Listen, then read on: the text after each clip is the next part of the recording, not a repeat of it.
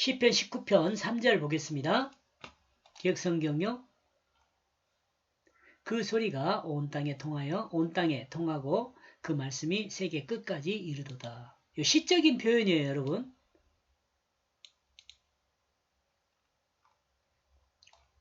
제가 번역하는 거는 약속도 없고 말도 없었다. 소리도 들리지 않았다.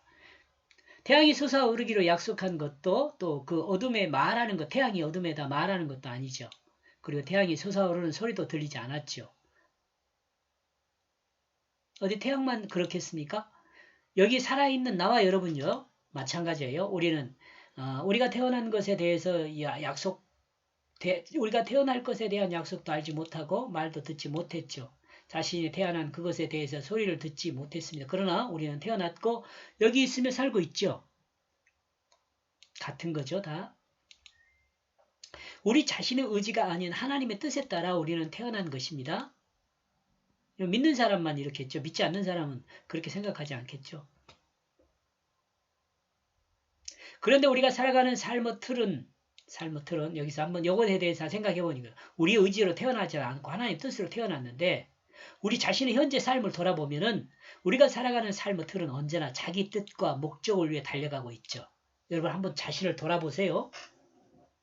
하나님의 뜻에 따라 세상에 태어났으면서 하나님의 뜻은 아랑곳하지 않고 자기 마음대로 자기가 원하는 대로 자기 욕심을 채우면서 살아가지요. 그렇다면 이것이 하나님의 약속도 모르고 하나님 말씀도 듣지 못했기 때문인가? 그렇다면 이와 같은 것은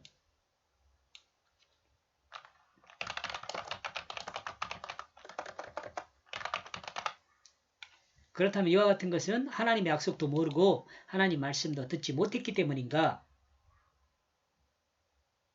생각을 해보는 거죠. 그런데 말이죠. 성전에는 약속도 소리도 말도 없지만 여러분 성전이 말하고 소리가 나고 그런 건 아니에요. 약속이라도 그런 것도 없어요. 그죠? 그런데 하나님의 뜻이 담겨 있어요. 지만 성전은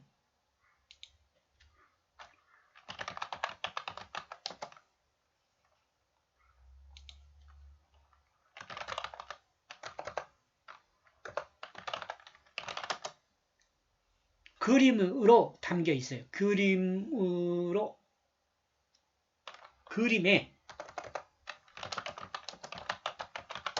그 의미가 담겨 있어요.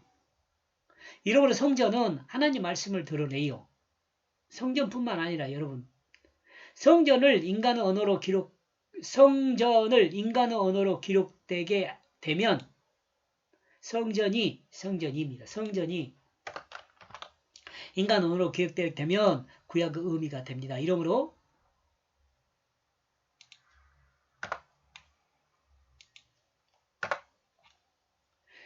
구약의 제사에서 우리는 하나님이 모형에 담아둔 의미를 읽어야 합니다. 성전, 여기 구약의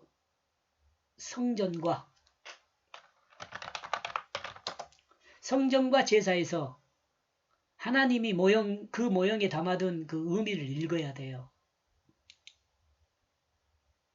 하나님은 모세를 통해 하나님의 뜻을 전달했는데 하나는 제사를 통해 1차적으로 전달했고 다음은 이스라엘 역사를 통해 그 뜻을 전달했습니다.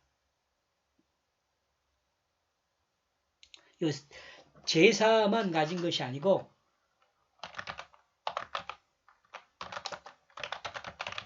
성전의 모형과 제사를 통해라고 해야 할 것 같아요. 그러나 안타까운 것은 이 두 장치를 통해서도 이스라엘 백성은 하나님의 뜻을 이해하지 못했어요. 그러므로 예수 그리스도를 알아보지 못했어요. 그러므로 하나님의 약속과 하나님 말씀과 의미를 알지 못했습니다. 그러므로 하나님의 약속과 말과 소리가 없는 것처럼 되었습니다. 그러므로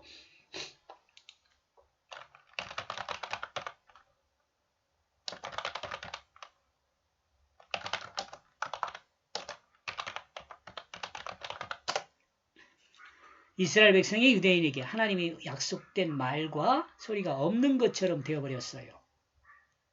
제가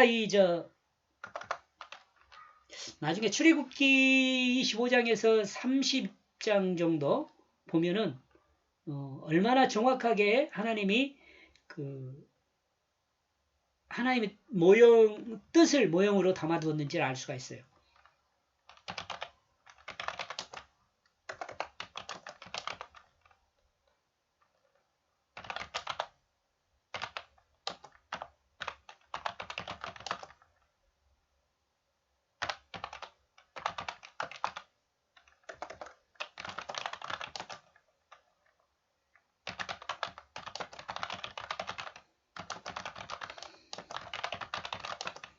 하나님 백성의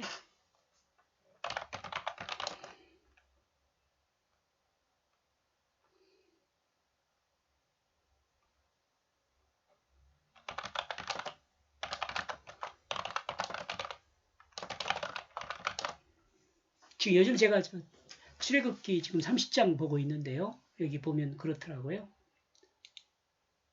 여기까지 보겠습니다. 고맙습니다.